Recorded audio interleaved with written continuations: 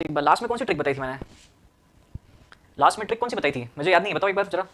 Yes Sushmita प्रणाम, नमस्ते प्रवीण। सो आज हम स्टार्ट करते हैं traversing. Traversing, good evening Sumit, फटाफट से शेयर कर दो भैया सब जगह, जितने भी ग्रुप से, टेलीग्राम हो चाहे आपके व्हाट्सएप हो, फटाफट से शेयर कर दो यार, है ना। सम ऑफ बैक बेयरिंग, हाँ अच्छा ओके। सो लास्ट वाला जो आप पूछ रहे हो वो मैंने आपको एक बताया था कि इस तरीके से आप चेक कर सकते हो कि कौन सी मेथड एप्लीकेबल है। तो समेशन ऑफ फोर बेयरिंग आप डिटरमाइन कर लीजिए, समेशन ऑफ बैक बेयरिंग आप डिटरमाइन कर लीजिए, दोनों का डिफरेंस देखिए, वो यदि 180 डिग्री है, यदि वो 180 डिग्री है दैट मींस कि डायरेक्ट मेथड एप्लीकेबल होगी। इसका एक और मीनिंग है कि जो सम ऑफ इंटरनल एंगल होगा वो 2n - 4 × 90 के एक्जैक्टली इक्वल होगा, एक्जैक्टली इक्वल होगा। तो आप या तो इंटरनल एंगल का कैलकुलेशन करके चेक करें या फिर डायरेक्टली इस तरीके से भी आप चेक कर सकते हो। अब तक मैंने जितने भी क्वेश्चंस देखे हैं उसमें ये अप्रोच लग रही है, ठीक है, कहीं लिखा हुआ नहीं है ये, हाँ, लेकिन ये मेरा ऑब्जर्वेशन रहा है कि ऐसा हर क्वेश्चन में मैंने देखा है। तो एक बार आप भी लगाइएगा डिफरेंट टाइप के क्वेश्चन, ठीक है, और कहीं पर ये कॉन्सेप्ट फेल होता है, वैसे तो नहीं होगा, फेल होता है तो बताइएगा मुझे, ठीक। यस विनोद नमस्कार, चलो स्टार्ट करेंगे। So next chapter traversing.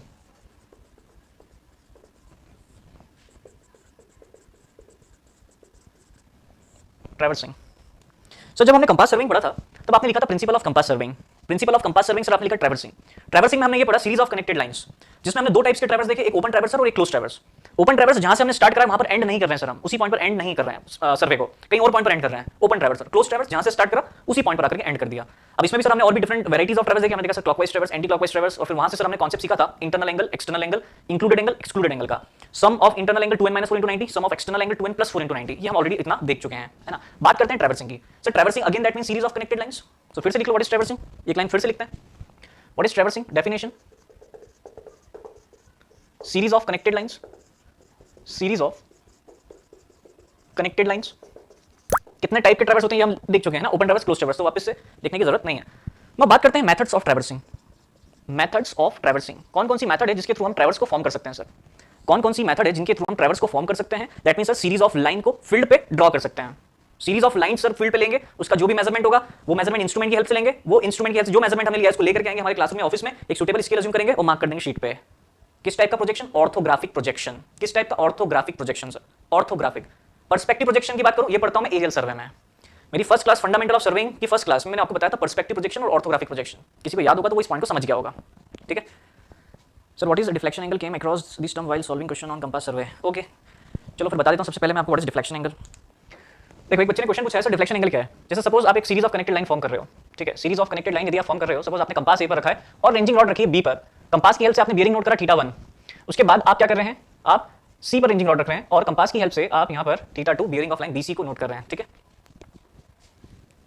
सन वाला कॉन्सेप्ट फिर से बता दीजिए। नहीं बेटा फिर से तो पॉसिबिलिटी नहीं है, फिर से बताने की पॉसिबिलिटी नहीं है। अब यहां पर यदि ये क्वेश्चन आपसे पूछा जाता है कि deflection angle at B, deflection angle at B, यदि ये क्वेश्चन पूछा गया आपसे एग्जाम में, sir determine the deflection angle at B, तब क्या किया जाए? कुछ भी नहीं करना है आपको। इसमें जो बी एंगल पे प्रीसीडिंग लाइन देखो ए बी है, फॉरवर्ड लाइन या succeeding line A B B C है, ठीक है, तो ए बी लाइन को एक्सटेंड कर दो, इसी ए बी लाइन को आप एक्सटेंड कर दो और ये वाले एंगल को आप नोट कर लो, this is deflection angle, this is deflection angle. बस इतना सर। अब इसमें भी दो टाइप्स हैं, एक है सर राइट वर्ड डिफ्लेक्शन या राइट हैंड साइड डिफ्लेक्शन, एक है लेफ्ट वर्ड डिफ्लेक्शन। तो ये कौन सा हो गया, ये कौन सा, राइट और लेफ्ट, राइट वर्ड डिफ्लेक्शन और लेफ्ट वर्ड डिफ्लेक्शन, बताओ जरा कमेंट करके। उसके बाद सपोज आपका ट्रैवर्स कुछ इस टाइप का है, this is point A, point B and point C. ये हमने सर नोट करा bearing of line A B, ये हमने नोट करा bearing of line sir B C, bearing of line B C, yes right correct, right word sir, right deflection correct, right hand side है sir, right hand side. इस case में यदि हमसे deflection angle at B पूछा है sir, A B line preceding line को मैं sir extend कर दूंगा, ये मैंने एक्सटेंड करा, उसके बाद जो नेक्स्ट लाइन है उससे कनेक्ट कर दूंगा मैं सर यहाँ पर, तो मुझे यहाँ पर लेफ्ट वर्ड डिफ्लेक्शन मिल जाएगा, this is what left word deflection, ठीक है, क्लियर है पॉइंट, लेफ्ट वर्ड डिफ्लेक्शन। सो θ2 को θ2 में से θ1 को सब्ट्रैक्ट कर दो, आप क्या करो सर, θ2 में से आप θ1 को सब्ट्रैक्ट कर दो, θ1 को आप सब्ट्रैक्ट कर दो, यहाँ पर आपको डेल्टा की वैल्यू मिल जाएगी। सिमिलरली यहाँ पर आप θ1 में से θ2 को सब्ट्रैक्ट कर दोगे तो डेल्टा मिल जाएगा, this is left word deflection, right word deflection. Clear, जिनका भी डाउट था नोट करना है तो आप नोट कर सकते हैं। Good evening Sanchita Nayak. So method of traversing की बात कर रहे हैं हम सर। यहाँ पर चार टाइप की ट्रैवर्सिंग हमें देखने को मिलती है। The first one is chain traversing, the first one is chain traversing, second one is compass traversing, compass traversing, next theodolite traversing, theodolite traversing, and the last one is plane table traversing, plane table traversing. Chain traversing, compass traversing, theodolite traversing, theodolite traversing and plane table traversing, ये चार type की traversing हमें देखने को मिलती है। बात करते हैं सर चेन ट्रैवर्सिंग की। प्रिंसिपल क्या है? कंपास का traversing. What is traversing? Series of connected lines. Sir मुझे ग्राउंड पे एक सीरीज ऑफ कनेक्टेड लाइंस, मुझे क्या करना है sir, series of connected lines बनाना है। मुझे लाइंस के साथ सीरीज चाहिए और वो लाइन आपस में कनेक्टेड होना चाहिए। क्या किया जाए? सर ये पॉसिबिलिटी है कि मैं केवल लीनियर मेजरमेंट के थ्रू ही वहां पर सीरीज ऑफ कनेक्टेड लाइंस को फॉर्म कर दूं, ये पॉसिबिलिटी है। सर लीनियर मेजरमेंट में पढ़ चुका हूं चेन सर्वे में, जहां पर मैंने ये देखा था कि किन्हीं दो पॉइंट के बीच के डिस्टेंस को मैं with the help of chain या टेप मेजर कर सकता हूं। तो यदि मैं चेन की हेल्प से ग्राउंड के किसी भी एक एरिया को सर्वे कर रहा हूं, चेन की हेल्प से वहां मैं series of connected lines form कर रहा हूं, उस टाइप की ट्रैवर्सिंग को मैं बोलूंगा चेन ट्रैवर्सिंग। क्या बोलूंगा भाई? Chain traversing. जैसे सर एक एग्जांपल देखो,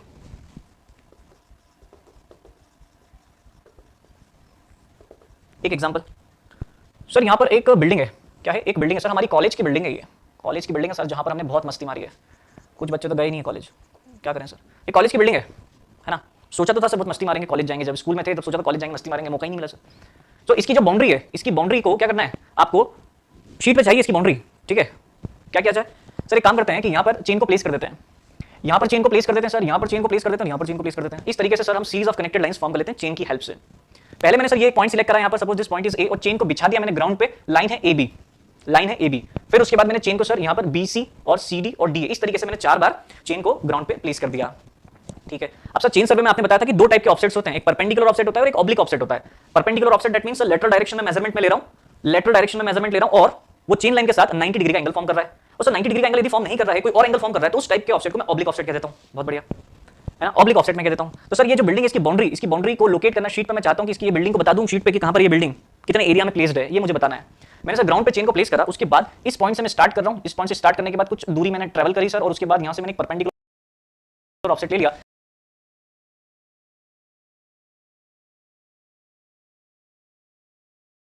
मतलब सर मैं एक तो ये वाला डिस्टेंस ले रहा हूं, ये इन दोनों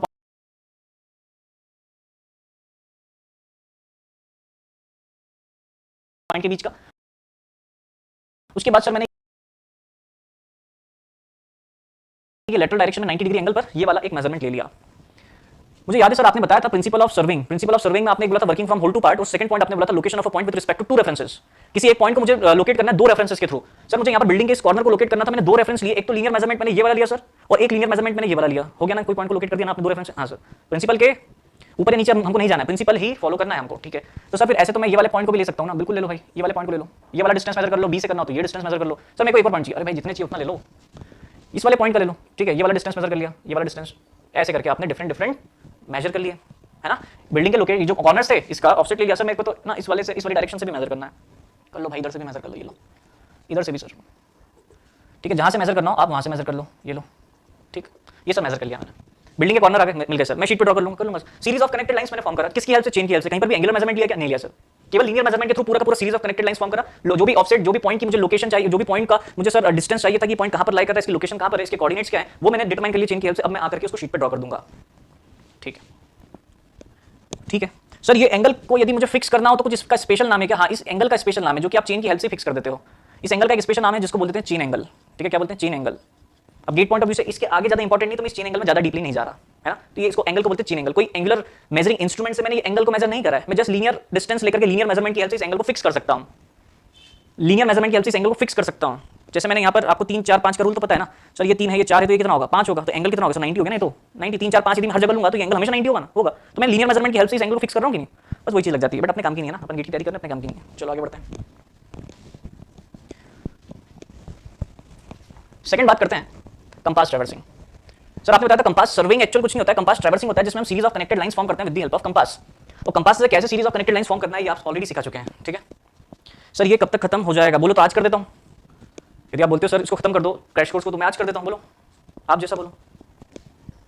सेकंड बात करते हैं कंपास ट्रैवर्सिंग।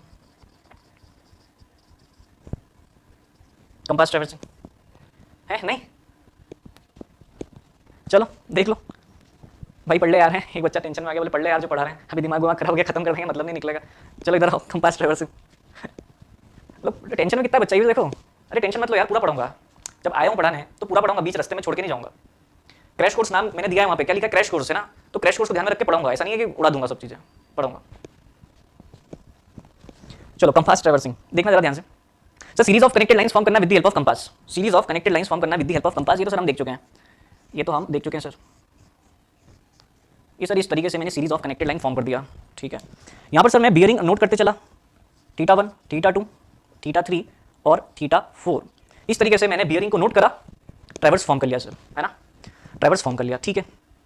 ट्रैवर्सिंग ओपन ना क्लोज ना क्लॉकवाइज ना एंटी, कुछ भी बात नहीं कर रहा मैं sir. Compass traversing series of connected lines form करा with the help of compass, जिसमें मैंने एंगुलर मेजरमेंट लिए with the help of compass और लीनियर मेजरमेंट लिए with the help of chain और टेप। मैंने एंगुलर मेजरमेंट लिया with the help of compass और लीनियर मेजरमेंट लिया with the help of chain, ठीक है। चलो आओ इधर आओ, वापस आओ, आओ सब इधर आओ, वापस आओ। लीनियर मेजरमेंट में ले रहा हूं with the help of chain और एंगुलर मेजरमेंट ले रहा हूं with the help of compass, ठीक है सर। इसमें एंगुलर मेजरमेंट जो है वो बियरिंग है सर, और हमें एंगल और बियरिंग में डिफरेंस पता है। यहां पर सर हर स्टेशन पे मैंने कंपास को रखा है और मैं मैग्नेटिक बियरिंग नोट करते जा रहा हूं हर एक एक लाइन की। जैसे मैं यहां पर कुछ नाम दे देता हूं इसका, ए बी सी और डी। मैं हर एक एक लाइन की मैग्नेटिक बियरिंग नोट करते जा रहा हूं। इच स्टेशन पे मैंने कंपास को रखा, हर लाइन की मैग्नेटिक बियरिंग नोट करी। इस टाइप की मेथड को मैं बोलता हूं लूज नीडल मेथड। क्या कहता हूं? Loose needle method. तो जरा यहां पर अपन ब्रैकेट में लिख लेते हैं, also known as loose needle method. या 2-3 लाइनें लिखवाता हूं आपको, चलो ठीक है 2-3 लाइनें लिखवा देता हूं आपको, नहीं तो भैया टेंशन में आ जाएंगे अपने हैं। जियो मैग्नेटिक इंजीनियरिंग का पूरा सिलेबस कर देंगे प्लीज। जियो मैग्नेटिक इंजीनियरिंग नहीं आता भाई मेरे को, जियो मैग्नेटिक इंजीनियरिंग नहीं पढ़ाता मैं। सो यहाँ पर क्या हो जाएगा अपने पास, ये हो जाएगा, हाँ देखो, in this traverse linear measurements are taken with chain और tape and angular measurements are taken by compass, ठीक है। नोट में पॉइंट लिखते हैं, this method is also known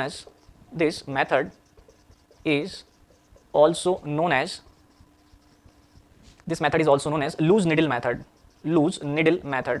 तो बच्चा जो इंजीनियरिंग सर्विसेज की तैयारी कर रहा है, जो बच्चा एसएससी की तैयारी कर रहा है, वो इस पॉइंट को ध्यान रखेगा कि इस मेथड को लूज निडल मेथड भी कहते हैं, है ना। हर एक एक स्टेशन पर आपने कंपास को रखा है, बियरिंग नोट करिए, ठीक है। नाउ नेक्स्ट बात करता हूं मैं, नेक्स्ट बात करते हैं थियोडोलाइट ट्रैवर्सिंग की। थियोडोलाइट ट्रैवर्सिंग, ठीक है, थियोडोलाइट ट्रैवर्सिंग। थियोडोलाइट ट्रैवर्सिंग जरा देखना ध्यान से। सर इस बार मैं थियोडोलाइट का यूज कर रहा हूं, थियोडोलाइट का यूज करके मैं ट्रैवर्स फॉर्म कर रहा हूं, series of connected lines form कर रहा हूं with the help of theodolite. मुझे सर पता है कि थियोडोलाइट की हेल्प से मैं या तो हॉरिजॉन्टल एंगल मेजर कर सकता हूं या वर्टिकल एंगल मेजर कर सकता हूं। ये बात मुझे क्लियर है। थियोडोलाइट सर मैंने कॉलेज में यूज करा था, वहां पर मैंने हॉरिजॉन्टल एंगल और वर्टिकल एंगल मेजर करा हुआ है, ये मैं मान करके चल रहा हूं। सो थियोडोलाइट ट्रैवर्सिंग में सर थियोडोलाइट की हेल्प से series of connected lines form करना है। क्या करना है? Series of connected lines form करना है।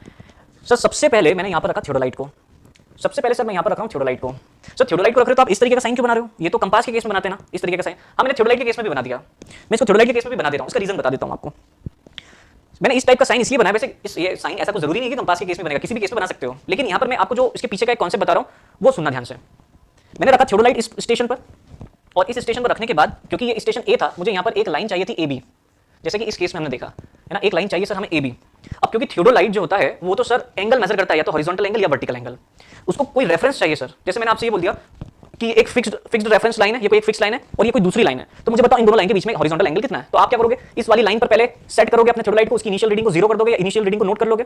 उसके बाद आप थियोडोलाइट को इस तरीके से मूव कराओगे और इधर वाले जो भी पॉइंट होगा उसको साइड करके आप जितना भी रीडिंग में चेंजेस आए उसको नोट कर लोगे, और वही आपका हॉरिजॉन्टल एंगल है। मतलब एक बेस चाहिए ना उसको, तभी तो उसके रिस्पेक्ट में एंगल लेगा। लेकिन अब स्टार्ट ही कर रहे हैं ट्रैवर्स, उसको बेस कहां से मिल रहा है? उसको कोई बेस लाइन नहीं मिल रही, फिर क्या किया जाए? इस केस में ऐसा कुछ नहीं था सर, इस केस में तो कंपास रखा, नीडल ने बता दिया, नीडल ने की ये नॉर्थ डायरेक्शन है, मतलब एक बेस लाइन, मैग्नेटिक मेरिडियन, एक बेस लाइन मिल गई, एक फिक्स्ड रेफरेंस लाइन मिल गई। लेकिन इस केस में तो कुछ है नहीं, क्या करेगा बेचारा अकेला थियोडोलाइट? तो थियोडोलाइट के साथ साथ मुझे एक ट्रफ कंपास की हेल्प चाहिए यहाँ पे। किसकी? Trough compass. ये क्या नहीं बला है सर? अब ये तो हमने सुना ही नहीं। जरा कमेंट करके बताओ कितने बच्चों ने सुना है ट्रफ कंपास नाम का कोई इंस्ट्रूमेंट है? आदमी बोल रहा था मैं।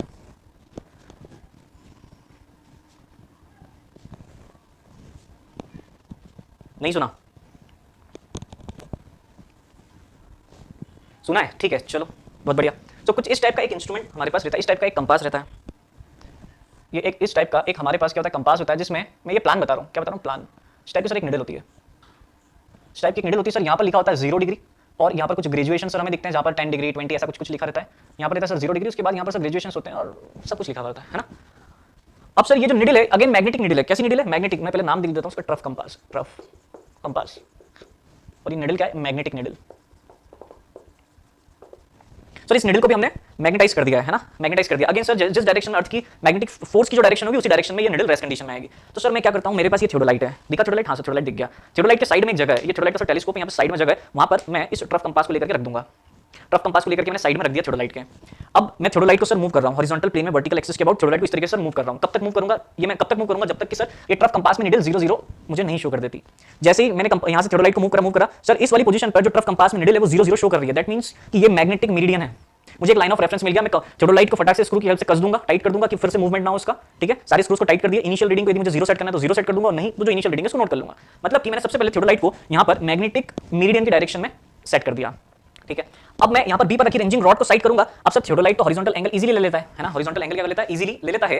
तो यहां पर सर हॉरिजॉन्टल एंगल एक हमें मिल गया, इसको नाम देते हैं थीटा1 है। तो सर ये एंगल मेजर किया थियोडोलाइट से, लेकिन इसको हम बियरिंग बोलेंगे, क्यों? क्योंकि सर फिक्स्ड रेफरेंस लाइन जो थी वो मैग्नेटिक मीडियन ले ली हमने, एक लाइन, एक फिक्स्ड रेफरेंस लाइन के रिस्पेक्ट में इस लाइन का मेजरमेंट लिया, इस वजह से इसको मैं बोलूंगा sir bearing. That means A B line की सबसे पहली स्टेप में मैं बियरिंग को नोट करूंगा थियोडोलाइट की हेल्प से, कंपास की हेल्प से नहीं, थियोडोलाइट की हेल्प से। बोलो ये पॉइंट क्लियर हुआ क्या आपको? क्या क्या कमेंट कर रहे हो भाई? हाँ प्लेन टेबल में, करेक्ट, प्लेन टेबल में, यस प्लेन टेबल में आपने यूज करा होगा, करेक्ट। ये पॉइंट समझ में आया आप सभी को? चलो अब देखना ध्यान से सर, इसके बाद अब ए बी लाइन तो हमें एक रेफरेंस मिल गई है। अब आप यहां पर किसी भी एक रेंजिंग रॉड को रख दीजिए, किसी भी एक रेंजिंग रॉड को सर यहां पर आप रख दीजिए, और उसके बाद बाकी के इंटरनल एंगल्स आप मेजर करते जाइए। जैसे सपोज सर ये आपने डेल्टा 1 मेजर करा, उसके बाद सर हमने एक रेंजिंग रॉड यहां पर डी पर रख दी, और फिर सर हमने एक एंगल डेल्टा 2 मेजर करा, क्या मेजर करा, डेल्टा 2 मेजर करा, ठीक है। और उसके बाद हम सर चाहें तो ये एंगल थियोडोलाइट की हेल्प से मेजर कर सकते हैं, डेल्टा 3, और सर ये भी मेजर करना चाह रहा हूं मैं, तो ठीक है ये भी कर लो, डेल्टा 4, डेल्टा 4। दैट मींस मैं सीरीज ऑफ कनेक्टेड लाइंस यहां पर फॉर्म कर रहा हूं with the help of theodolite, जिसमें मैंने फर्स्ट लाइन की बियरिंग नोट करी, बाकी के इंटरनल एंगल्स मैंने नोट करे। सर इसमें तो आपने हर लाइन की बियरिंग नोट करी थी, यहाँ पर आप इंटरनल एंगल नोट कर रहे हैं और साथ में एक लाइन की बियरिंग नोट कर रहे हैं। यदि सर हम इंटरेस्टेड हैं सभी लाइन की बियरिंग का कैलकुलेशन करने में, तो क्या एक लाइन की बियरिंग और बाकी के इंटरनल एंगल की हेल्प से मैं अदर लाइन्स की बियरिंग को नोट कैलकुलेट कर सकता हूं क्या? कमेंट यस और नो। एक लाइन की बियरिंग मेरे पास अवेलेबल है, बाकी के इंटरनल एंगल्स मेरे पास अवेलेबल है with the help of theodolite. क्या मैं इन दोनों डेटा की हेल्प से जितनी भी डिफरेंट यहाँ पर लाइन्स हैं सभी लाइन की बियरिंग को नोट कैलकुलेट कर सकता हूं क्या?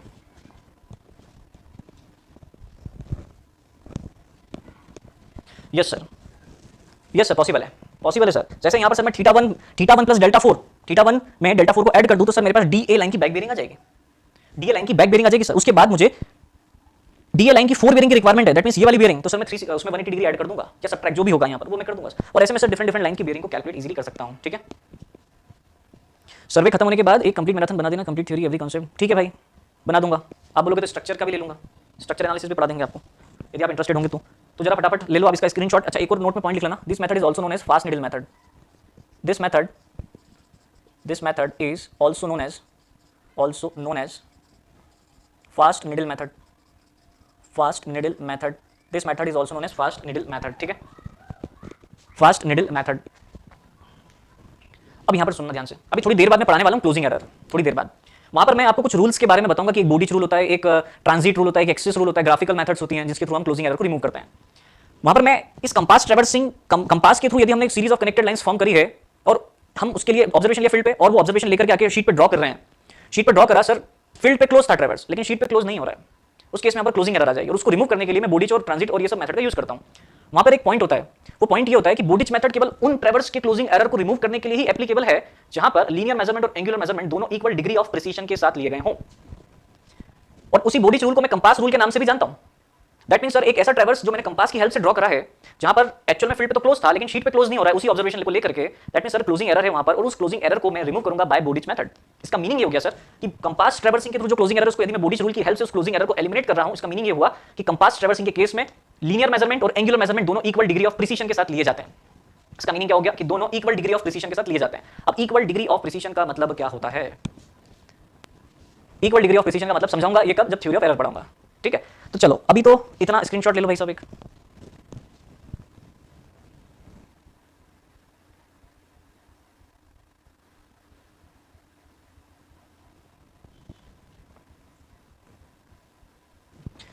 डन।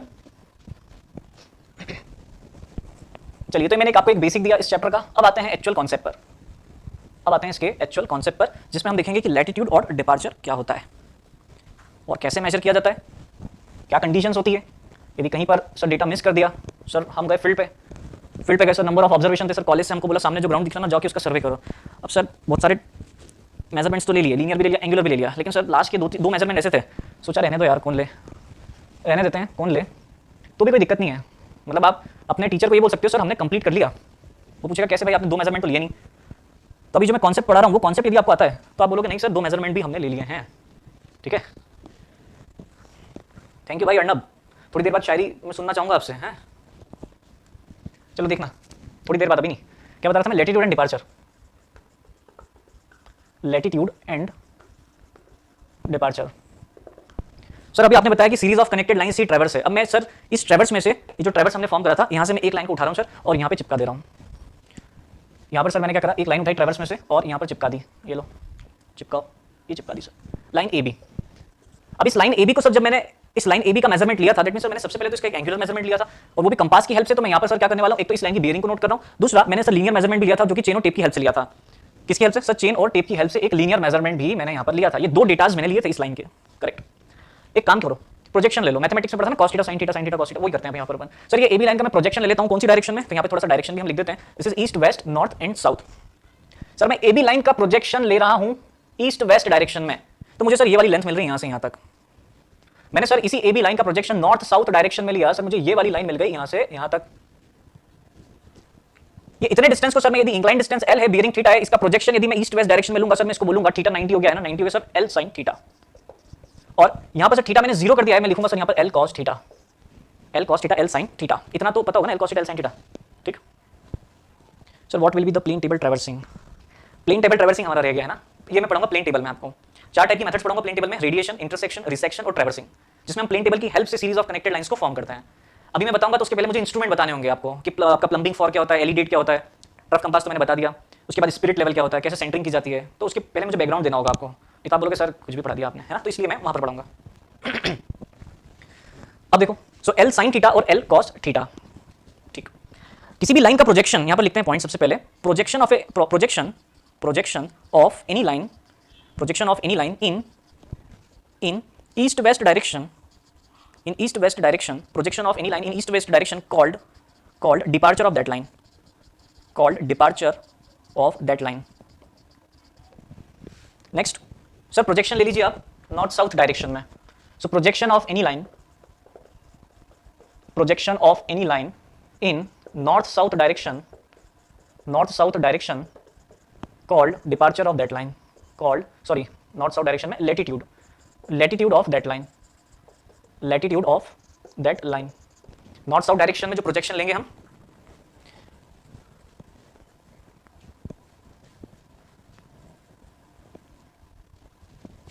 चलो, तो projection of any line in north south direction called latitude of that line, called latitude of that line, ठीक है।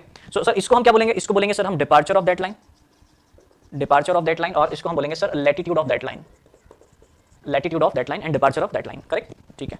नाउ बात करते हैं इसके डायरेक्शन की, इसकी बात करते हैं, डायरेक्शन की बात करते हैं सर। सर कोई लाइन या तो फर्स्ट क्वाड्रेंट में लाई कर सकती है, सेकंड में लाई कर सकती है, थर्ड में लाई कर सकती है, फोर्थ में लाई कर सकती है। मैंने सर बचपन में मैथमेटिक्स में पढ़ा, यहाँ पर मैं पॉजिटिव एक्स एक्सिस लिखता था, नेगेटिव एक्स, पॉजिटिव वाई और नेगेटिव वाई, इस तरीके से मैं एक्सिस ड्रॉ करता था। आज भी मैं अपने बचपन को भुला नहीं हूँ सर, आज भी मैं वही लिख रहा हूँ, ठीक है।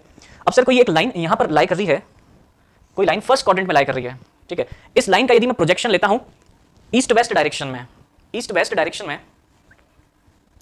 अबे तुम क्या कमेंट कर रहे हो हैं?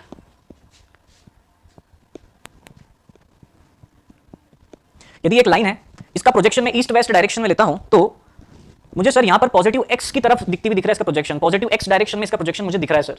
इसका मतलब सर यदि कोई लाइन फर्स्ट क्वाड्रेंट में लाई कर रही है तो उसका डिपार्चर पॉजिटिव होगा। और इसी का latitude sir north south direction में यदि मैं प्रोजेक्शन लेता हूं सर, पॉजिटिव वाई एक्सिस की तरफ मुझे दिख रहा है, दैट मींस सर मैं जो लैटिट्यूड लिखने वाला हूं यहां पर वो भी मैं पॉजिटिव लिखूंगा, ठीक है। यदि कोई लाइन फर्स्ट क्वाड्रेंट में लाई करती है, दैट मींस मैं देखो एरो किस तरफ बना रहा हूं, एरो में इस तरफ बना रहा हूं, एरो, ठीक है। यदि कोई लाइन सर सेकंड क्वाड्रेंट में लाई कर रही है, तो सेकंड क्वाड्रेंट में लाई कर रही है तो मैं यहां पर लिखूंगा सर जो डिपार्चर होगा वो तो सर पॉजिटिव ही होगा, ठीक है। इसका प्रोजेक्शन ईस्ट वेस्ट डायरेक्शन में और इसका projection sir north south direction में नेगेटिव वाई एक्सिस की तरफ है, सर लैटिट्यूड नेगेटिव हो जाएगा। यदि कोई लाइन सर थर्ड क्वाड्रेंट में लाई कर रही है, एरो में इस तरफ बना रहा हूं, इस केस में सर यहां पर मैं देखूं तो लैटिट्यूड भी नेगेटिव होगा और डिपार्चर भी नेगेटिव होगा। यदि कोई लाइन फोर्थ क्वाड्रेंट में लाई कर रही है, इसका एरो इस तरफ मैंने बनाया, तो लैटिट्यूड सर पॉजिटिव हो जाएगा और डिपार्चर नेगेटिव हो जाएगा sir. Latitude positive, departure negative, तब आपको हमेशा ध्यान रखना है ये quadrant, latitude positive, departure negative, latitude negative, departure positive के अकॉर्डिंग कौन सा क्वाड्रेंट किस क्वाड्रेंट में आपकी लाइन लाई करेगी, ठीक। सर एक क्लोज्ड ट्रैवर्स की बात करते हैं, किसकी बात करते हैं, एक क्लोज्ड ट्रैवर्स के केस में बात करते हैं। क्लोज्ड ट्रैवर्स, एक क्लोज्ड ट्रैवर्स आप लीजिए और वहां ये कॉन्सेप्ट को लगाइए, देखना जरा ध्यान से।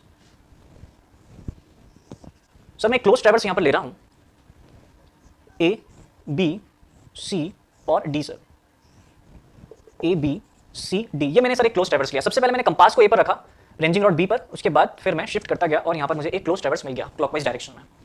अब यहां पर सर मैं क्या करने वाला हूं कि ए बी लाइन का प्रोजेक्शन ले लेता हूं सबसे पहले, तो मैं ईस्ट वेस्ट और नॉर्थ साउथ डायरेक्शन में, यहां पर मैं ए बी लाइन का प्रोजेक्शन ले रहा हूं, ए बी लाइन का प्रोजेक्शन, ए बी लाइन का projection sir north south direction में मुझे उस लाइन का लैटिट्यूड देगा, और क्योंकि ये लाइन फर्स्ट क्वाड्रेंट में है, लैटिट्यूड सर पॉजिटिव होगा। मैं इसको डिनोट कर रहा हूं प्लस L1 से। किससे? प्लस L1 से। इसी ए बी लाइन का प्रोजेक्शन ईस्ट वेस्ट डायरेक्शन में मैं ले रहा हूं, ईस्ट वेस्ट डायरेक्शन में ये लाइन सर फर्स्ट क्वाड्रेंट में डिपार्चर पॉजिटिव होगा, ये वाला डिस्टेंस मुझे मिल जाएगा सर ईस्ट वेस्ट डायरेक्शन में डिपार्चर पॉजिटिव, डिनोट कर रहा हूं पॉजिटिव D1 से, पॉजिटिव D1 से। उसके बाद फिर से मैंने BC लाइन का projection similarly east west and north south direction में लिया। सिमिलरली मैं CD लाइन का projection east west north south direction में ले रहा हूं, एंड सिमिलरली AD का प्रोजेक्शन भी मैं यहां पर लेते चल रहा हूं। ठीक है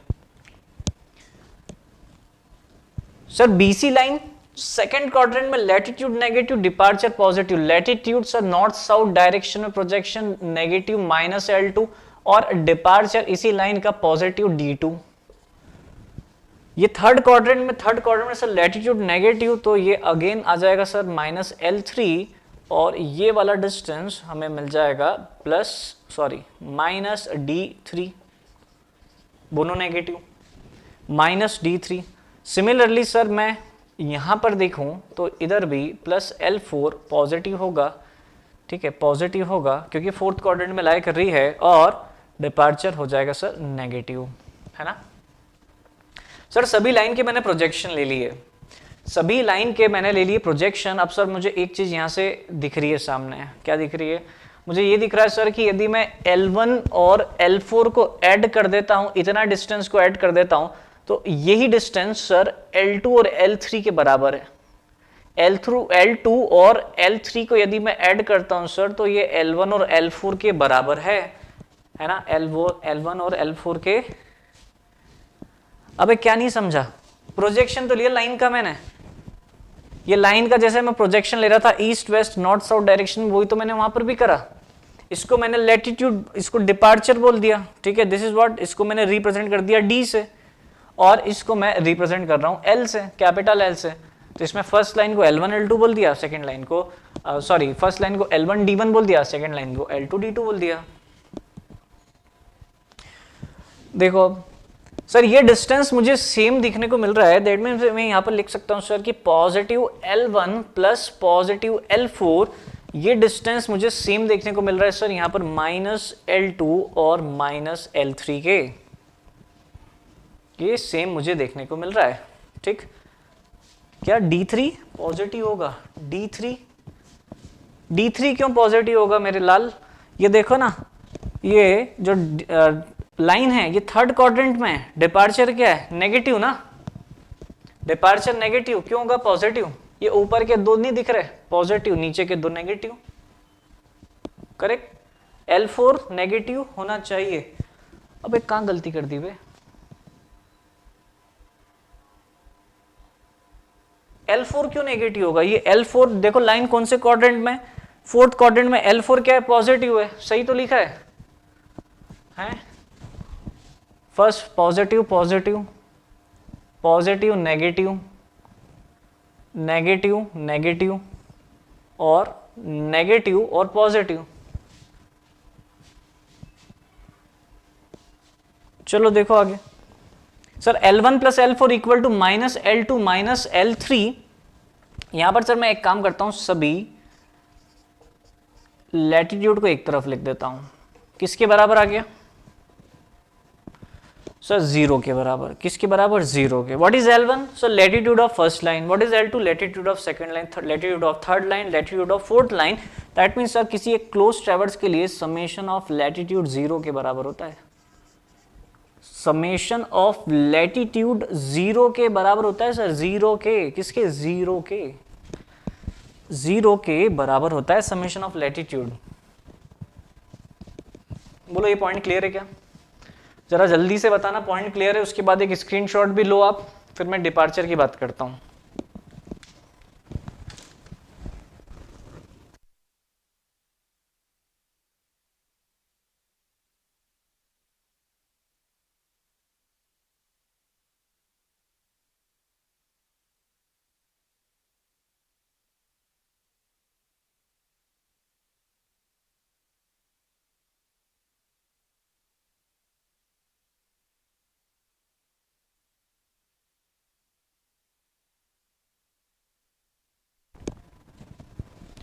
लिया सर एसएससी जेई का कब पढ़ा देंगे? ऐप में ऑलरेडी पढ़ा चुका हूँ, लाइव फॉर्म में कुछ दिन में पढ़ा देंगे वापस। रिकॉर्डेड फॉर्म में तो आपको मिल जाएगा, और यदि आपको लाइव फॉर्म में चाहिए तो थोड़ा सा वेट करना होगा।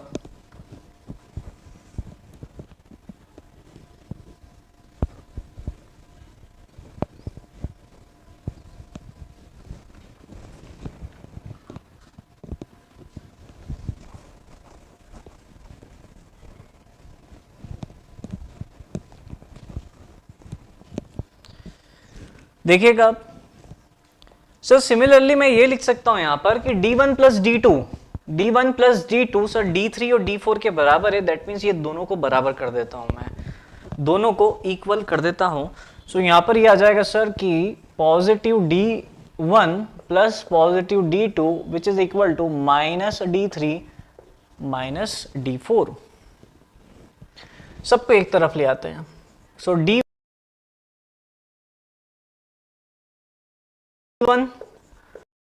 plus d2 plus d3 plus d4 equal to 0. That means our summation of departure is equal to 0. Summation of departure is equal to 0. So this is equation number 2. So summation of latitude 0, summation of departure 0. एक बात बिल्कुल ध्यान रखना है, किस traverse के case में? Close traverse के केस में। ओपन ट्रैवर्स के केस में आप मत लगा दीजिएगा, ठीक है। क्लोज ट्रैवर्स के केस में summation of latitude 0, summation of departure 0। Sir मेरे पास दो इक्वेशन हैं अवेलेबल, दो इक्वेशन मेरे पास अवेलेबल है। जरा मुझे ये बताओ कि इस ट्रैवर्स को जब आपने फील्ड पे आपने ये 1 2 3 4 A B C D point field पे ग्राउंड पे जब मार्क किए थे आपने, और इसके ऑब्जर्वेशन आप फील्ड पे लेकर के आए हो, और शीट जब आप क्लासरूम में या ऑफिस में बना रहे हो, तो बताओ फील्ड पे आपने कितने नंबर ऑफ ऑब्जर्वेशन लिए? इसको ड्रॉ करने के लिए फील्ड पे कितने नंबर ऑफ ऑब्जर्वेशन आप लोगे? क्या मैं पर्टिकुलर ईएसी के लिए सर्वेइंग का लेक्चर ले सकता हूं? हाँ ले सकते हो आप, लेकिन अभी नहीं, कुछ समय बाद। ईएसी पे अभी हमारा काम चल रहा है, कुछ समय में हम ईएसी का कोर्स भी लॉन्च कर देंगे। अभी आप गेट का ले सकते हो, ठीक है, आप एसएससी का ले सकते हो, लेकिन एसएससी में आप सब्जेक्ट वाइज नहीं ले सकते। कंप्लीट पैकेज 5,000 रुपए में अवेलेबल है, आप ले सकते हैं। बताइए कितने नंबर ऑफ ऑब्जर्वेशन चाहिए आपको इस ट्रैवर्स को फॉर्म करने के लिए? कितने नंबर ऑफ ऑब्जर्वेशन फील्ड पे आपने लिए होंगे?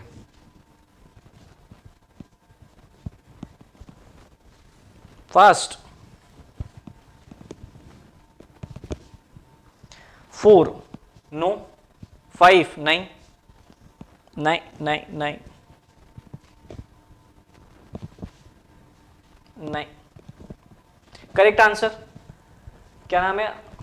अर्का Dyuti Kar 8। Very good, correct answer. Sir 8 observation लिए हमने, 8 ऑब्जर्वेशन। कौन कौन से सर? एक तो ये लाइन की बियरिंग आपने मेजर करी होगी थीटा, उसके बाद थीटा 1 ए बी लाइन की लेंथ L1 सर, उसके बाद theta 2 L2 sir, theta 3 L3, theta 4 L4। कितने ऑब्जर्वेशन हो गए sir? 4 linear observation, 4 angular observation, 4 linear observation, 4 angular observation. Sir field पे मैं गया, मैंने सर 3 लीनियर ले लिए, 3 एंगुलर ले लिए, 2 में इच्छा नहीं हुई लास्ट में। कोई बात नहीं, 2 में इच्छा नहीं हुई सर लास्ट में, तो मेरे पास 2 इक्वेशन अवेलेबल है sir. Summation of latitude equal to 0, summation of departure equal to 0। किसी को पता ही नहीं चलेगा कि मैंने 2 ऑब्जर्वेशन लिए नहीं लिए। मेहनत भी कम करी, लेकिन परिणाम उतना ही मिला जितना दूसरे लोगों ने सारे ऑब्जर्वेशन लिए थे। लेकिन मुझे ये कॉन्सेप्ट पता होना चाहिए, मुझे कॉन्सेप्ट पता होना चाहिए, ठीक है। सर मैंने एक काम करा कि सर मैंने ना 8 ऑब्जर्वेशन में से 4 लीनियर ऑब्जर्वेशन ले लिए और 2 ही एंगुलर ऑब्जर्वेशन लिए। 2 एंगुलर ऑब्जर्वेशन मिसिंग है सर, कोई बात नहीं, 2 इक्वेशन है, डिटरमाइन कर लो। सर यदि 2 लीनियर मिसिंग हो तो भी कर लो, 1 लीनियर 1 एंगुलर मिसिंग हो तो भी कर लो भाई। मैक्सिमम 2 अननोन्स आप डिटरमाइन कर सकते हो इन 2 इक्वेशन के थ्रू। सर 1 होना तो अबे यार गजब कर रहे हो, जब 2 निकाल सकते हो तो 1 भी डिटरमाइन कर ही सकते हो ना। अबे ये स्ट्रक्चर एनालिसिस का मैं R-3 थोड़ी ना पढ़ा रहा हूं, R-3 जिसमें सर 3 - 3 होगा, 0 होगा, तभी मैं स्टैटिकली डिटरमिनेंट बोलूंगा सर। यदि R की वैल्यू 2 हो गई, 2 - 3 सर -1 आया, मैं अनस्टेबल बोल दूंगा, स्टैटिकली अनस्टेबल सर। ये वो वाली बात थोड़ी ना है। अच्छा ठीक है। तो किसी भी क्लोज ट्रैवर्स के लिए हमारे पास दो इक्वेशन अवेलेबल है, summation of latitude equal to 0 and summation of departure equal to 0। Board is not visible. बेटा थोड़ी सी ना ब्राइटनेस अपने मोबाइल की बढ़ा लेना और 720 पे सेट कर दो।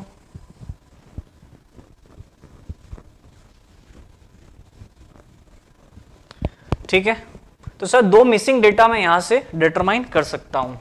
चलो एक न्यूमेरिकल करते हैं इस पे बेस्ड।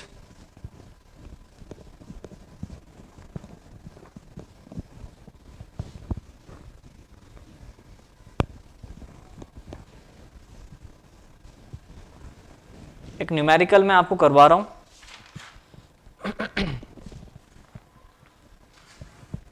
लिखेंगे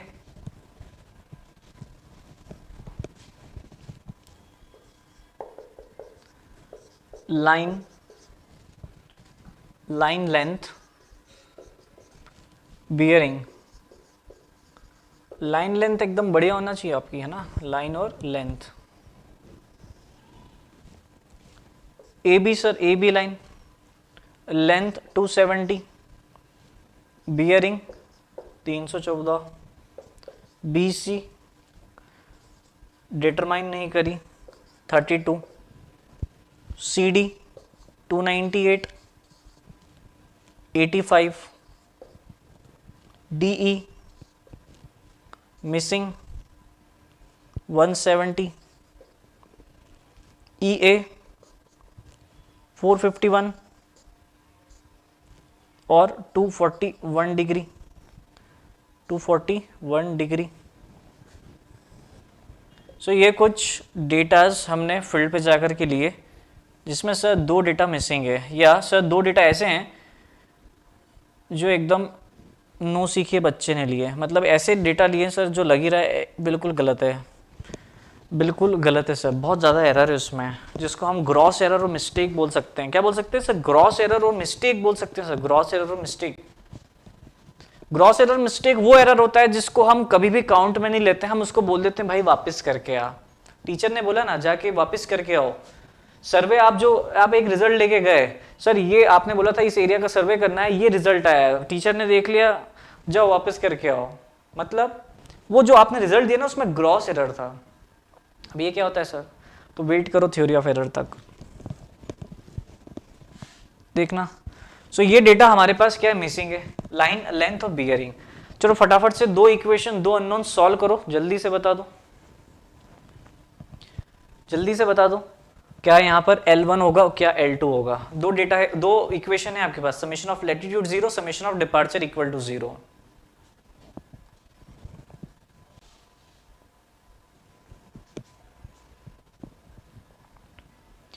अपने प्रोजेक्ट के बोझ तले दबा जा रहा है वो देखो, एक सिविल इंजीनियर जा रहा है। क्या बात है, क्या बात भाई,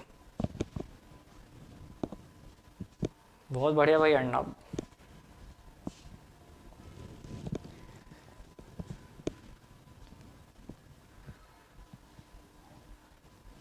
राज रिको में क्वेश्चन आया था कि सर ट्रैवर्स में कितने अननोन फाइंड कर सकते हैं? हाँ तो क्लोज ट्रैवर्स से तो दो अननोन डिटरमाइन कर सकते हो आप। क्लोज ट्रैवर्स केस में दो अननोन आप डिटरमाइन कर सकते हैं, है ना। चलो बताओ जल्दी से आंसर। अब इसकी दो मेथड्स है डिटरमाइन करने की, इस क्वेश्चन को समझने की दो मेथड्स हैं। बताओ कौन सी मेथड से बताऊं, लॉन्ग मेथड या शॉर्ट मेथड? लॉन्ग मेथड या शॉर्ट मेथड, किस मेथड से आप समझना पसंद करेंगे इस वाले क्वेश्चन को? नहीं ये वो वाला अर्नब नहीं है, वो वाला नहीं है ये शॉर्ट मेथड। अबे शॉर्ट मेथड से यदि सीखोगे तो समझ ही नहीं पाओगे कॉन्सेप्ट को समझ ही नहीं पाओगे हैं। पहले लॉन्ग फिर शॉर्ट, चलो भैया ठीक है, आपकी बात सुन ली जाती है यहाँ पे। देखो जरा सर, इसका सबसे पहले तो आप ट्रैवर्स आप ड्रॉ कर दो। क्या करो, इसका ट्रैवर्स आप ड्रॉ कर दो। ट्रैवर्स ड्रॉ करना भी सीख लो बियरिंग की हेल्प से। जैसे ए बी लाइन की बियरिंग हमें गिवन है 314, that means sir fourth quadrant में लाइन लाई कर रही होगी सर यहाँ से 314 डिग्री। WCB फॉर्मेट में, किस फॉर्मेट में, WCB फॉर्मेट में। ए से मैंने बी को देखा 314 डिग्री के एंगल पे, ठीक है सर, एंगल गलत वर्ड यूज कर रहा है, बियरिंग, ओके भाई बियरिंग। उसके बाद 32 डिग्री सर, 32 डिग्री, ये लो 32 डिग्री, ये ले लिया मैंने 32 पर, 32 सी। उसके बाद CD sir 85, again first quadrant में लाई करेगा, 85 डिग्री। उसके बाद सर 170 डिग्री, 170।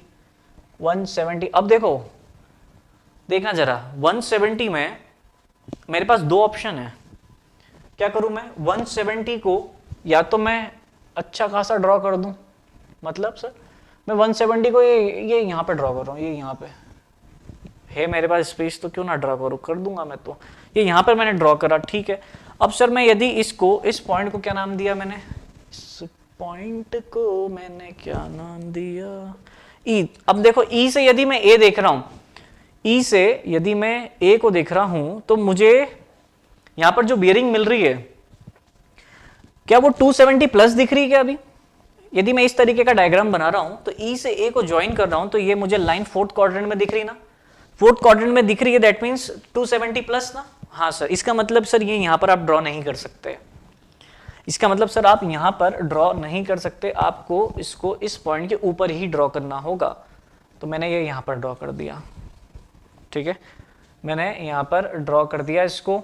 और मैं सर अब इससे कनेक्ट कर देता हूं इसको, मैंने इससे कनेक्ट कर दिया, दिस पॉइंट इज ई, और ये बियरिंग मेरे पास अवेलेबल है सर 241 डिग्री। कितना, 241 डिग्री, ठीक है, ठीक है सर।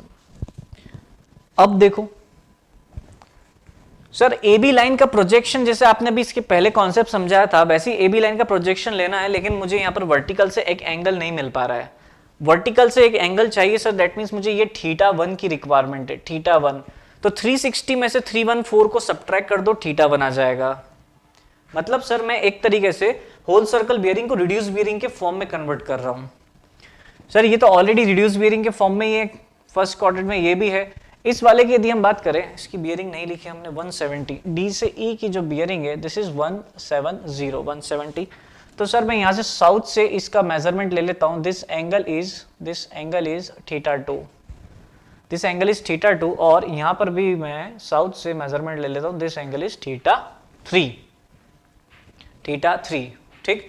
अब सबसे पहले तो यहां पर एरो बना दीजिए, ये देखो, ए से बी, बी से सी, सी से डी, डी से ई, और ई से ए, ये बना दी arrow.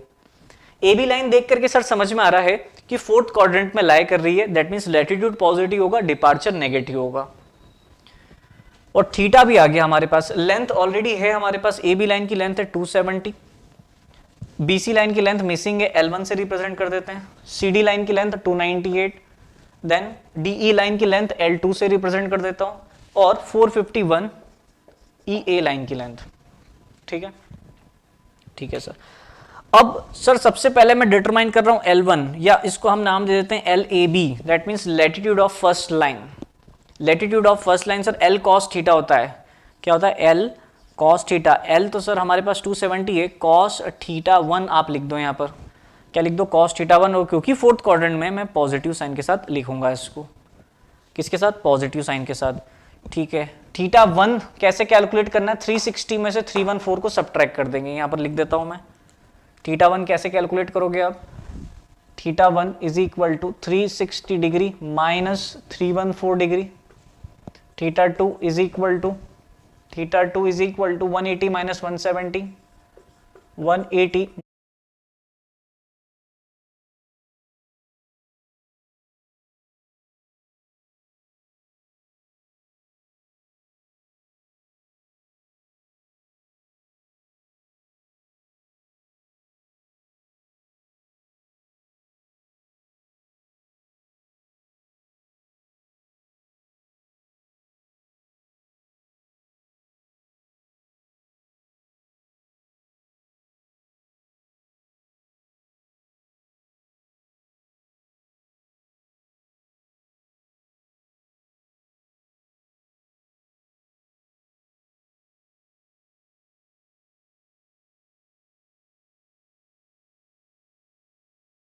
minus 170. What is theta 3? Theta 3 is equal to sir 241 degree minus 180 degree. ठीक, ओके. नाउ बात करते हैं डिपार्चर की sir. Departure of line A B. Departure of line A B. So यहाँ पर डिपार्चर नेगेटिव आ जाएगा 270 साइन थीटा 1. 270 sine theta 1. ये तो बात हो गई ए बी लाइन की. नाउ सिमिलरली बात करते हैं बी सी लाइन की.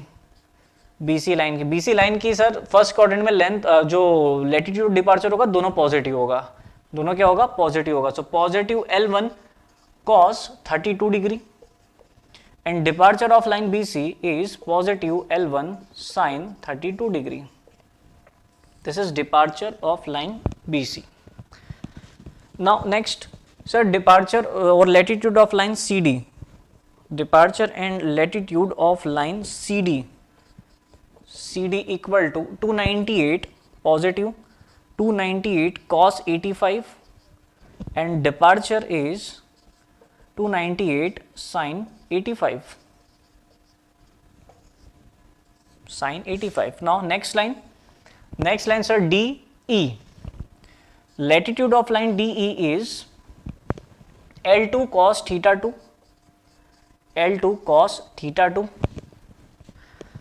पॉजिटिव पॉजिटिव पॉजिटिव पॉजिटिव और ये हो गया हमारा पॉजिटिव और नेगेटिव. करेक्ट. सो यहाँ पर जो लैटिट्यूड आएगा वो नेगेटिव साइन के साथ आएगा. So minus L2 cos theta 2 और departure of line DE is departure positive आएगा सेकेंड क्वाड्रेंट में plus L2 sine theta 2 plus L2 sine theta 2. Correct. Yes sir. Next line EA. So latitude of line EA is 451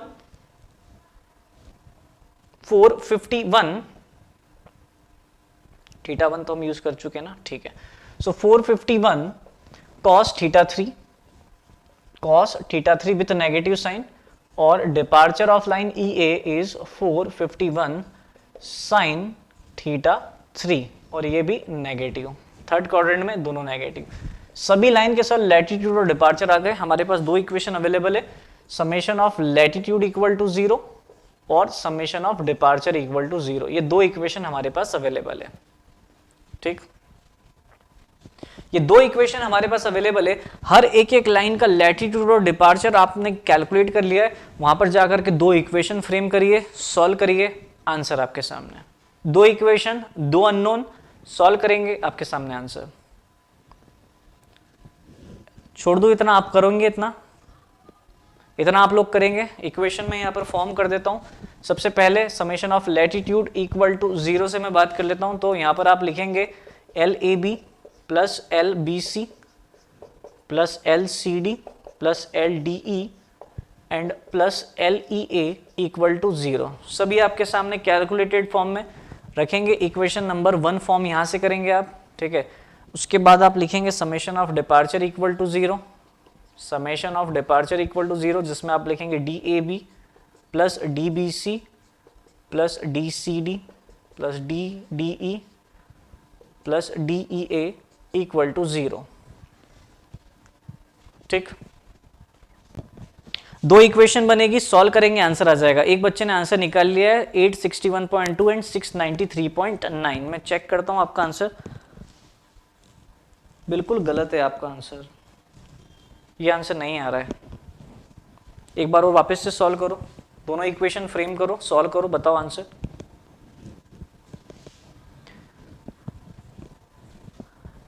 RCC देखेंगे, last में time मिला तो पढ़ा देंगे.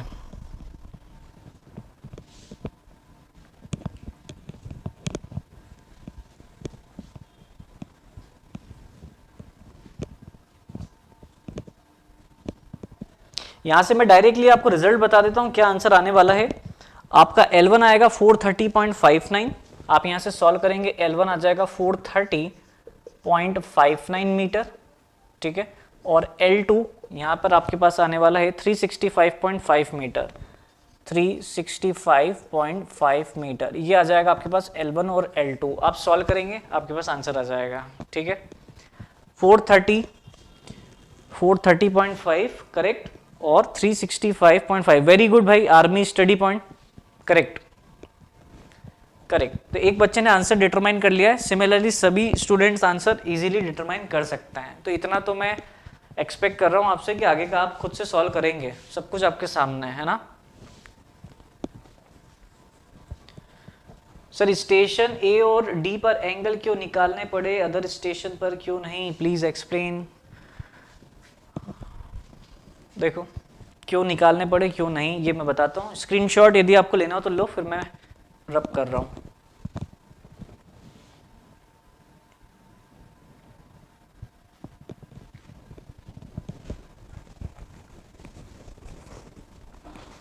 किसी भी लाइन का मुझे यदि प्रोजेक्शन चाहिए, किसी भी लाइन का यदि प्रोजेक्शन चाहिए, जैसे हम बात करते हैं सबसे पहले कि ये लाइन आपके फर्स्ट क्वाड्रेंट में लाई कर रही है, ठीक है, ए बी, इसके प्रोजेक्शन सर हमें डिटरमाइन करना है। तो एंगल यदि हमें वर्टिकल से पता है तो वर्टिकल से, हॉरिजॉन्टल से पता है तो हॉरिजॉन्टल से, क्योंकि यहाँ हम बियरिंग्स की बात कर रहे हैं, दैट मीन्स या तो नॉर्थ या साउथ, दो सिस्टम अवेलेबल है हमारे पास। होल सर्कल बियरिंग सिस्टम में नॉर्थ से हम क्लॉकवाइज डायरेक्शन में मेजरमेंट लेते हैं, और रिड्यूस बियरिंग में या तो नॉर्थ या साउथ, दोनों को किसी भी एक को रेफरेंस मान लेते हैं, डिपेंड करता है लाइन किसके नियर है, मतलब वर्टिकल से ही लेना है हमें। तो यहाँ पर मैं केवल वर्टिकल से एंगल की बात करूंगा, ठीक है। तो यहाँ पर सपोज ये एक लाइन ए बी है जिसका एंगल थीटा बने, तो आप इसके प्रोजेक्शन इजीली नॉर्थ साउथ और ईस्ट वेस्ट डायरेक्शन में ले सकते हैं। हाँ सर, यदि कोई लाइन आपकी सेकंड क्वाड्रेंट में है, सेकंड क्वाड्रेंट में कुछ इस तरीके से है, तो आपको यहाँ पर भी एक वर्टिकल एंगल की रिक्वायरमेंट होगी, दैट मीन्स ये वाले एंगल की रिक्वायरमेंट होगी, तब आप जाकर के प्रोजेक्शन लेंगे इसका, ठीक है। यदि आपकी लाइन थर्ड क्वाड्रेंट में है तो सर थर्ड क्वाड्रेंट में है तो यहाँ पर भी सर मुझे इस वर्टिकल से रिक्वायरमेंट होगी, करेक्ट, थीटा 2 थीटा 3। और यदि मेरी लाइन सर फोर्थ क्वाड्रेंट में है, लाइन यदि मेरी फोर्थ क्वाड्रेंट में है, अगेन मुझे सर यहाँ पर वर्टिकल से रिक्वायरमेंट होगी थीटा की, तब जाकर के मैं प्रोजेक्शन लूंगा। यहाँ पर मैंने वही करा, ये आपकी लाइन फोर्थ क्वाड्रेंट में थी तो ये वाले एंगल की रिक्वायरमेंट थी हमने ले लिया। यहाँ पर ऑलरेडी वर्टिकल के साथ एंगल था हमारे पास, एज इट इज रहने दिया, यहाँ पर भी ऑलरेडी था, कैलकुलेट करने की नीड नहीं थी, लेकिन यहाँ पर वर्टिकल से एंगल की रिक्वायरमेंट थी हमें, ठीक है, ये वाले थीटा की। अब आप बोलोगे सर वर्टिकल तो यहाँ से भी था, तो उसके लिए भी शॉर्ट मेथड बताता हूँ एक, ठीक है। और सिमिलरली यहाँ से हमने लिया, अब क्लियर हो गया होगा।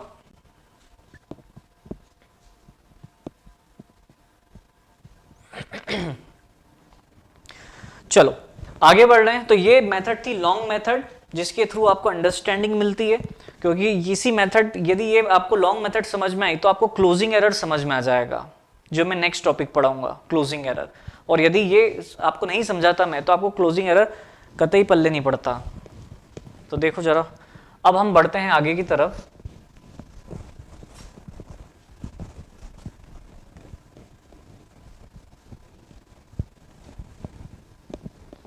अब शॉर्ट मेथड हम पढ़ने जा रहे हैं, जिसमें ना तो आपको डायग्राम बनाना है, ना आपको इतना एंगल वगैरह मेजर करना है, ठीक है।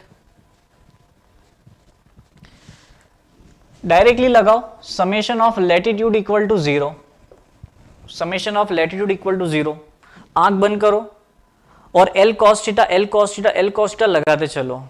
आंख बंद करो से मतलब सर ये नहीं देखना आपको कि लाइन कौन से क्वाड्रेंट में है, first quadrant, second, third, fourth, किस में नेगेटिव किस में पॉजिटिव, कुछ भी नहीं देखना है। आंख बंद करके एल कॉस थीटा लिखना है। ये एल गिवन है, हाँ सर गिवन है 270 कॉस थीटा, थीटा कितना है सर, ना तो मुझे क्वाड्रेंटल बेयरिंग के फॉर्म में कन्वर्ट करना है, जो गिवन है एज इट इज लिखते जा रहा हूं, अपने आप साइन अपने आप माइनस प्लस होता जाएगा। L cos theta L1 cos 32 plus 298 cos 85 298 cos 85 plus L2 cos 170 L2 cos 170 plus 451 cos 241 degree. कुछ भी देखा क्या मैंने, पॉजिटिव नेगेटिव नहीं देखा, कुछ भी नहीं देखा, सिंपल से उठाया रख दिया, क्लियर, ठीक सर। उसके बाद summation of departure equal to 0, sir इस बार मैं साइन थीटा लगा दूंगा, बस यहां पर कॉस को रिप्लेस कर रहा हूं साइन से sir. 270 sine 314 degree plus L1 sine 32 degree plus 298 sine 85 degree plus L2 sine 170 degree and plus 451 sine 241 degree equal to 0। दो इक्वेशन, दो अननोन, सॉल्व करूंगा वही आंसर आएगा। सॉल्व करके बताओ मुझे आंसर सेम आ रहा है कि नहीं।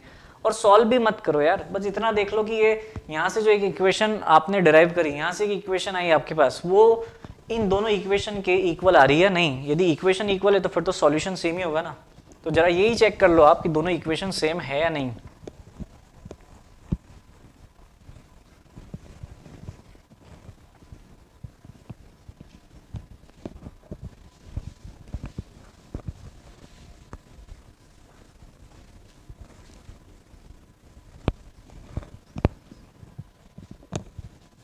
सेम है तो फिर आंसर भी क्या हो गया, सेम ना।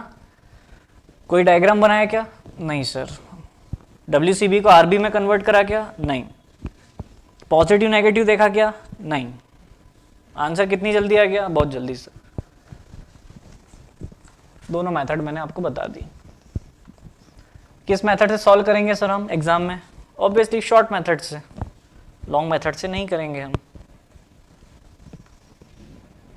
कुछ ट्रिकी क्वेश्चन आ गया तो कॉन्सेप्ट तो क्लियर होना चाहिए आपको।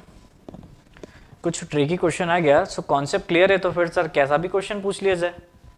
यदि कॉन्सेप्ट क्लियर है तो ट्राई तो करेंगे सर हम बिल्कुल बनाने का, 90% चांस से आ जाएगा आंसर। 90 क्यों सर, 100 क्यों नहीं।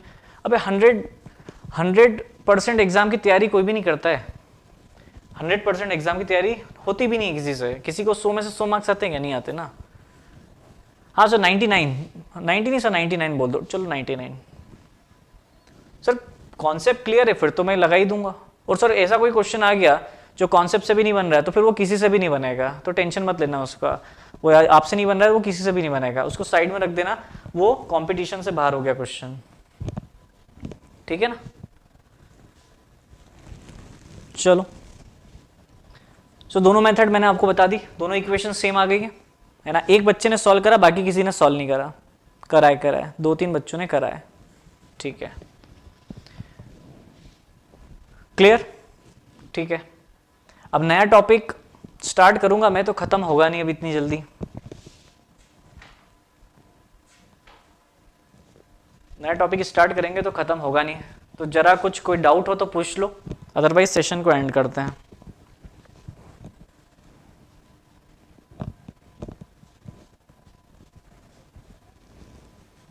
कोई डाउट हो तो पूछ सकते हैं, अदरवाइज सेशन को यहीं पर हम स्टॉप करते हैं। फिर कल हम देखेंगे क्लोजिंग एरर, जिसमें मैं आपको ईस्टिंग, वेस्टिंग, नॉर्थिंग, साउथिंग बताऊंगा। हम देखेंगे कि सर यदि क्लोजिंग एरर है तो उसका एरर किस डायरेक्शन में होगा। यदि एरर सर इस डायरेक्शन में है तो उसका करेक्शन किस डायरेक्शन में होगा। किसी लाइन, किसी क्लोज ट्रेवर्स के समेशन ऑफ लैटिट्यूड और डिपार्चर को देख करके मुझे कैसे समझना है कि कहीं पर जो क्लोजिंग एरर है वो किस क्वाड्रेंट में लाई करेगा, जिस पे क्वेश्चन आता है एग्जाम में। ये हम कल डिस्कस करने वाले हैं। ठीक है, स्ट्रक्चर पढ़ाऊंगा मैं जैसे ही सर्वे कंप्लीट हो जाएगा हमारा। सर्वे का क्रैश कोर्स जैसे ही कंप्लीट होगा, स्ट्रक्चर एनालिसिस स्टार्ट कर देंगे। ठीक, यूपीपीएससी ए के लिए कुछ बता दीजिए। यूपीपीएससी बहुत अच्छी एग्जाम है, देना चाहिए सबको देना चाहिए।